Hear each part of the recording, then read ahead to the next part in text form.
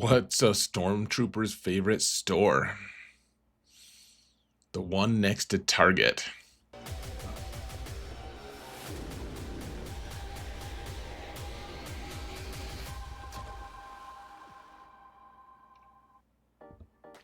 Hello everyone, and welcome to another episode of Zareth Prevails. We're doing this series again, finally, after 3 months, and there's not that much to report. A few things to discuss, however. So, we're talking about what to farm next. This is supposed to be a monthly series, but there hasn't been much to report, folks. And, I mean, I guess that's predictable. CG likes to take their Christmas break off, and it has, like, 3 or 4 months worth of just totally no updates at all into the game whatsoever. So huge shout out to my patrons, by the way, guys. You guys are awesome. I need to add someone to this list. It just occurred to me. Thank you so much. However, you guys are amazing. Thank you so much. And if you want to support this channel for free, folks, all you gotta do is hit that thumbs up button, like, subscribe, comment. Let's bump the algorithm. You know, maybe the algorithm is the thing we should farm next, eh? So, that's the wrong button to push, but let's continue on. So what's the objective of this video series? It's trying to collect the most characters, right? No, everyone has all the same characters.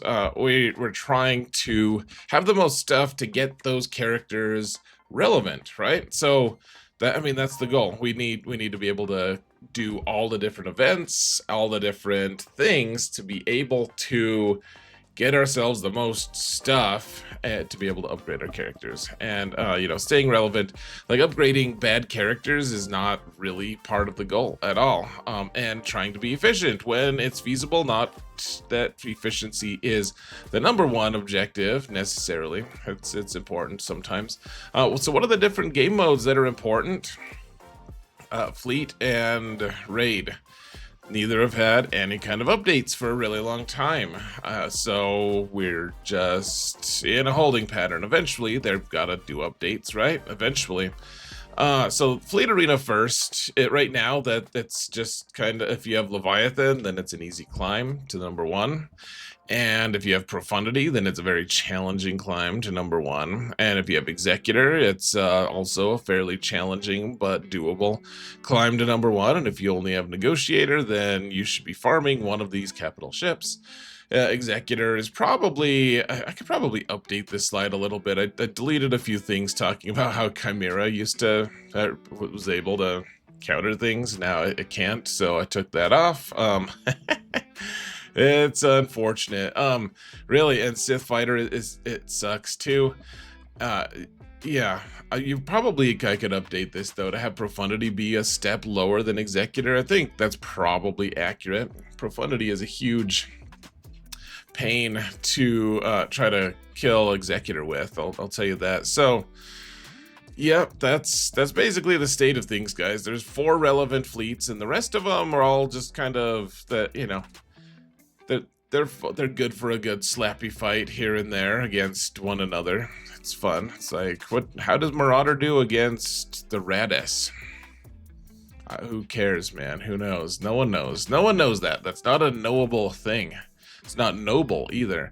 The current raid is also, I left the thing, like in the blue there, you see Peridia raid arrives. Like, you know, it was just a joke. It was a placeholder. Okay, eventually we're going to know what the next raid is. And I mean, it seems so obvious that they would do a Peridia raid. And that was going to be in February. It's like, well, we should have news about this new raid, you know, way before that, right? And obviously, we've blown right past it. It's middle of March, and we still don't know what the next raid is.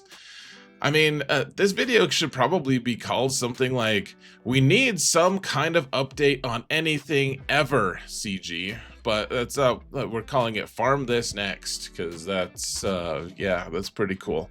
That's the same thing, basically, but I don't know what the next raid is going to be. I would say it's unwise to work on the raid characters that currently suck. The ones that, like, what is Stap doing for you in any other game mode other than the raid right now, guys? I mean, yeah, you can Stap talking about it. Oh, you weren't talking about it because he's not relevant. Like the gun guns can be good actually. They're pretty decent. They're kind of luxury, but I mean, you could stop working on crap though, guys, and just work on the good characters. I wouldn't advise farming things specifically for the raid right now, because it could just change. We could get information today or tomorrow about whatever the next thing that comes out is. We just don't have any idea right now. There's a couple hints, not many. But the raid is still really important, the currency you get from it. So we're just in this weird holding pattern, and it's kind of disconcerting. Okay, so what's next? I saved this slide just because of funness. I did update it to have a picture of an unlocked Galactic Legend Ahsoka. So that's pretty cool of me that I did that, right? How you guys think I'm cool for that? I'm sure of it. So what else? I mean, the idea being here, folks, what are we actually you know, what's going to be the next raid? For a while, it was, people were saying like, okay, there can't be a new Peridia raid because none of the new Peridia characters have an Omicron to make their team overpowered, right? Like we always have some kind of new raid Omicron. And so the idea came up that maybe it's Zeb. Maybe Zeb would be the one because he synergizes with the Hera kit pretty well. I mean, the Peridia raid just doesn't look that likely. I think if they don't do it, it would be a Peridia bad idea. But I still think that they might not, because there's been no announcements. There's been nothing. I just wonder, has there been a catastrophe? Were they halfway done with the raid, 3/4 of the way done with the raid, and decided to scrap it because they weren't allowed to do some kind of content on Ahsoka because of things? I don't know, guys. I'm discouraged by it. Rise of the Empire has not been updated. So, I mean, the top 3 unlock teams right now are they're not unlock, I guess. One of them is unlocking Reva, so that's Inquisition. That's really good. One of them is unlocking Zepho, and so Jedi Cal and Seer, really good investments. Unlocking Mandalore with Bo-Katan and her buddies, also really good. So those are all I mean, nothing's changed. The new Night Sisters team makes the Night Sisters mission more consistent. I wouldn't say it's 100% consistent.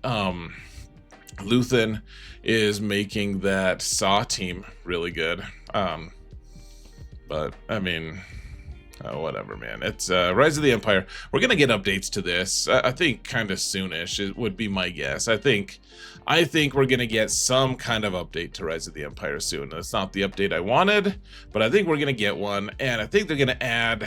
Are they gonna add more nodes? I hope they don't add more nodes, man.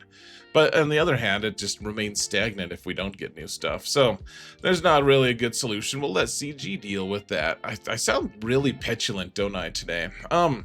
The new assault battles, I added a couple quotation marks to this slide because that makes it sound sarcastic as well. It's new assault battles. They're kind of new still. They're the 2 newest. Padawan Obi-Wan and Master Qui-Gon, very worthwhile to work on, folks. In the early game, mid-game, late game. Like, if you haven't started doing it, start doing it, folks. They're amazing. Even if you don't have Queen Amidala, they're still really strong.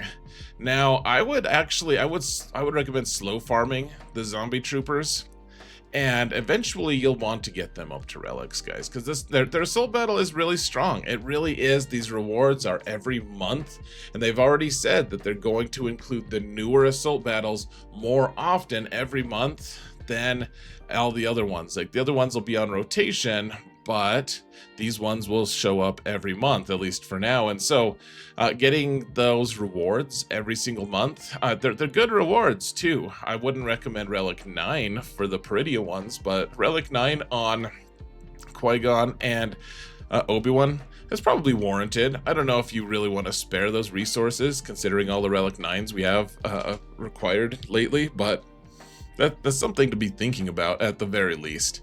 Now, Baylan is here, and I decided not to update this slide just to show you guys how old the slides were. I mean, I have a Relic 8 Merrick now, so, you know, and my Baylan, I think, is Relic 9 on my main account. So, he's the most recent legendary character, so we're keeping this slide as a reserved thing for whatever legendary character was released last. It's looking like his next projected unlock date is going to be somewhere around April 15th. Like, obviously CG chooses when that is, so don't hold it to me, but hold me to it. But it seems fairly likely that they'll just keep doing every 3 months. I think that's what they kind of promised. So you know, in my last time I projected it, I said it was going to be like January 30th, and I was 2 weeks off. In, you know, they released him 2 weeks earlier than that. So we'll see. Hopefully soon, though. I guess. I don't know if you guys want it right now. You know, who's gonna unlock Baylan? Tell me in the comments. Mount that algorithm, folks. But he does seem like a pretty good character. I think, like, Bo-Katan right now is countering Jedi Master Kenobi pretty good. At least, you know, Datacron's permitting, but if all things are equal, she will beat him. It's looking like Baylan. I mean, I don't know if he beats Kenobi. I'm not sure. I think he does turn meter stuff quite a bit, so Kenobi probably isn't the thing he wants any part of, but he does beat other galactic legends, and it seems like he's going to hold his place of power for a while. So he's worthwhile, folks. He's a character you can farm right now and unlock him, and you get a couple good squads with him. So the latest galactic legend is Galactic Legend Ahsoka Tano, aka Glat, and she's expensive. She's good. She is good, man. She's tough to beat.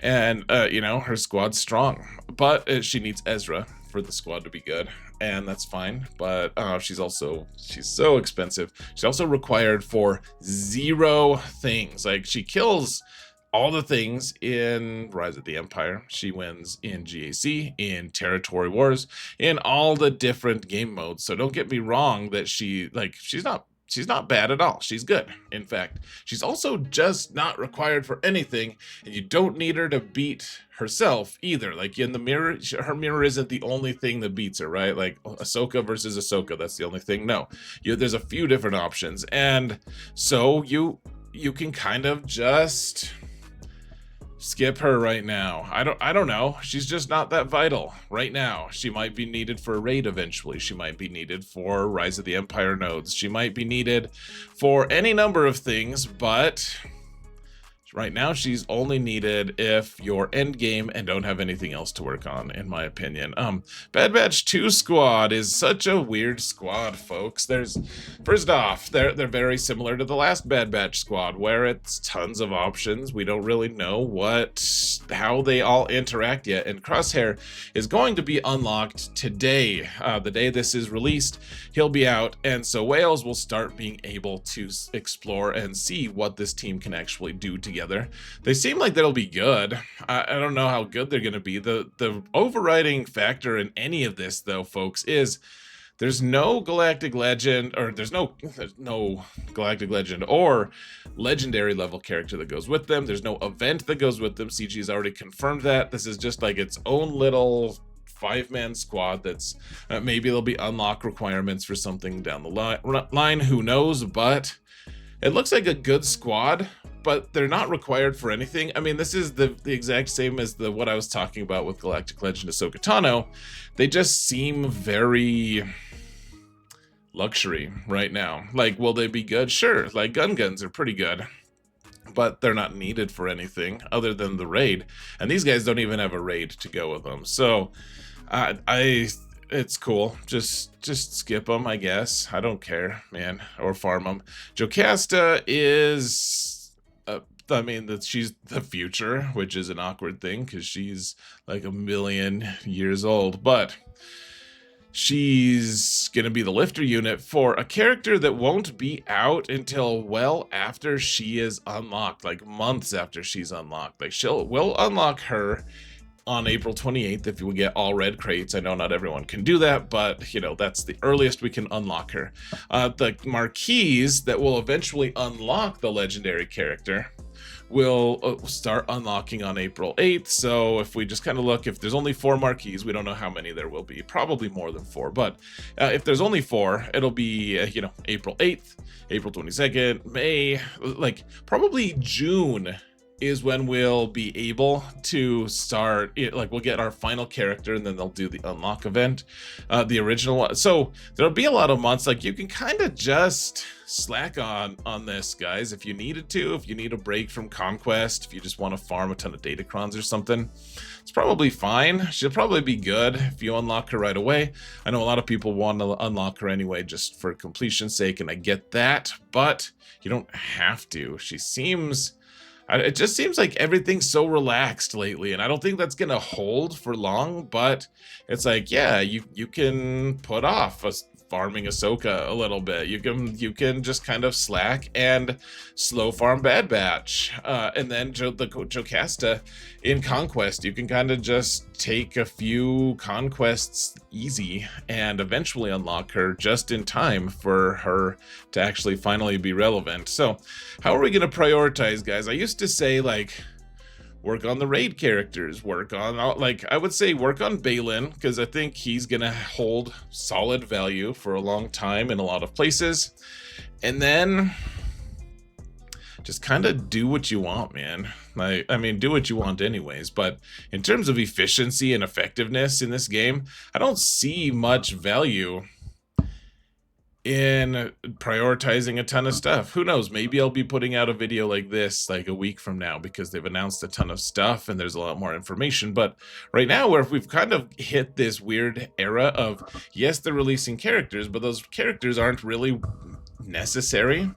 So we can kind of work on what we want, which is kind of needed, because toward the end of the year, every year, it seems like there is a ton of rush. There's a lot of new characters, a lot of things we have to prioritize. So enjoy it while you can, folks. It's an unprecedented era. This, you know, instead of the era of cavalry, this is kind of just the era of do whatever the heck you want, which is not unwelcome, to be honest, folks. You know, probably just start hoarding, honestly. That might be the best policy. So other farms to include, other things to take a look at, folks. Gosh, I haven't updated the 3v3 off meta report since 2023. Wow, I need to do that. So anyways, these are all linked in the video description. Go check them out. I did update 3 of them since the last time I did this video. And I'll probably be doing a 5v5 off meta report soonish. I don't know if it'll be right. I don't know if it'll be this month or next month, but then we'll do, yeah, well, we'll be updating these other ones too. So guys, I'm gonna call it. What do you think? What's coming up?